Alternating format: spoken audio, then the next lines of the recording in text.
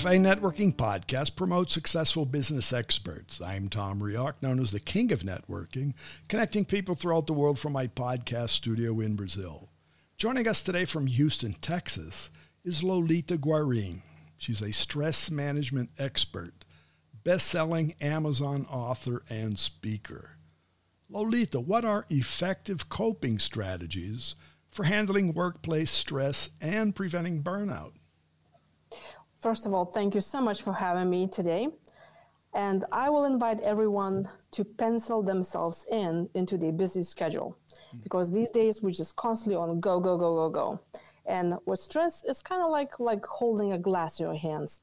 If I tell you to hold that glass up and you cannot put it down, you'll get tired very quickly. Mm-hmm. But if you take your breaks and you put it down and you pick it up, put it down, you get the gist. You can go on like that all day long. So approach your stress in your workplace environment the same way. You have to take breaks and you need to take care of yourself. So if you do not put your time off onto your busy schedule, it may never happen. So then you will end up burnout at the end of the day. I've just found that recently. I bought one of these smart watches. And for something very simple, and I'm bringing that to myself, I'm supposed to drink water, and we forget to drink water. And so now I have a watch that beeps and tells me, take a break and take a drink of water. So that's an interesting point, because we've been taught so long to be so highly focused, right? Concentrate, focus, do this, that we've just lost sight of our surroundings. We've lost sight of ourselves. What I'm dealing with clients when I coach is stress management and burnout in the workplace or even in any everyday life, is that a lot of us are feeling guilty of actually giving time to ourselves. It looks in our society being a victim or like a martyr, let's say being a martyr is celebrated, and that's very not true. Approach anything that you do in life, especially stress management, is like you get on a plane and then you put the mask on first if something happens, in order to put that on those that you love. Right. That's how you need to take care of yourself as well. Because when I coach business owners burnout and how they manage stress, they come to me and they say, you don't understand, I don't have time for this. And I tell them this: when is that you're going to have time? When you will be in the hospital? That's not the time that you want to take care of your family and your business. So the time to be healthy and vital, and then you can actually have enough energy for those that you love, is you need to take care of your stressors today. And your clients, are those the individuals working in companies? Are those the companies that are worried about stress management among their employees, or is it both? It's both. So I'm coach one-on-one stress management. I also go to companies and I do lunch and learns and do webinars and even online classes, specifically targeted how to manage stress in the workplace.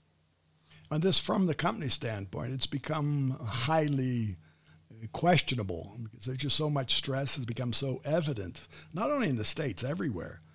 This is sort of an everywhere sort of thing, and now companies are becoming to realize they need to take a look. Do you see that?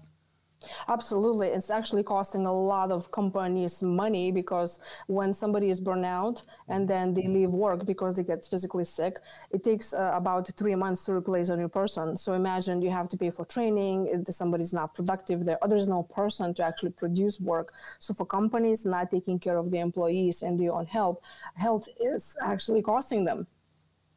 And to your books, you have, 4 books that are bestsellers? And you have yes. 5 books on Amazon? Yes, so 3 books that are fully my own. So the last best-selling book that I published a few months ago, it's called Stress Management for Adult Children of Alcoholics. And that's a book targeted towards a lot of people who grew up in a dysfunctional family. And when somebody says, I grew up in a happy family, I don't have trauma, I would say everyone has a trauma, just smaller or bigger. When you think about human experience, being born is already very traumatic. Right. And then for those who are listening in and they're like, well, I don't think I'm interested in that, I would recommend you to get a book, Crush Stress While You Work, that I wrote a few years back. And it is specifically, it's full of tips and techniques that you can do today. You just kind of like pick up the book and just flip a page and see what kind of calls your name and do exercise here and there and make it a habit so that actually impacts your life. Well, I see, I'm looking at your page now on Amazon, and the book is, even though the title is for adult children of alcoholics. And today, which has become more prevalent, some type of an addiction to chemicals.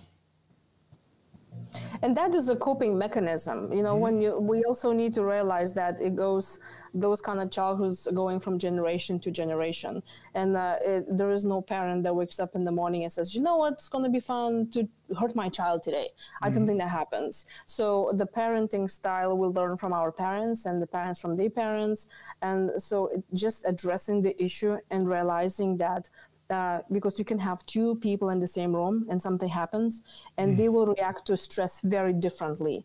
And when I discovered this about myself, and then I'm teaching to others, is you really need to address your own traumas. You need to address your health, your mental health, in order to help yourself and your family and your company and everybody around it. But just to be aware of that and doing something about it is a great start. And we see that too. That's prevalent, where people are helping each other, helping others, and not helping themselves. It's back to what you said, not worrying about you. We are each unique, and well-being has to start here at home with me, with you.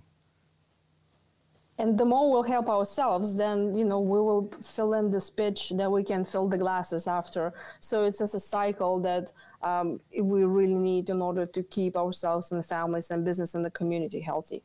Very good. So how can our listeners find you? They're welcome to go to my website, beamazingyou.com, or also I am on other social media platforms, and my books are on Amazon as well. Very good. And I see you're also active on LinkedIn.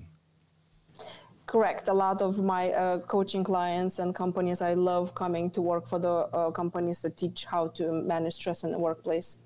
Very good. So thanks again for being here and sharing your expertise. Thank you for inviting. Okay, and for our listeners, it's Lolita Guarin. That's Lolita. The last name Guarin. Guarin. You find her on LinkedIn, and you'll find her 5 books on Amazon. Café and Networking is brought to us by Focus MI Market Intelligence, an agricultural market research specialist in Brazil. More information at focusmi.com.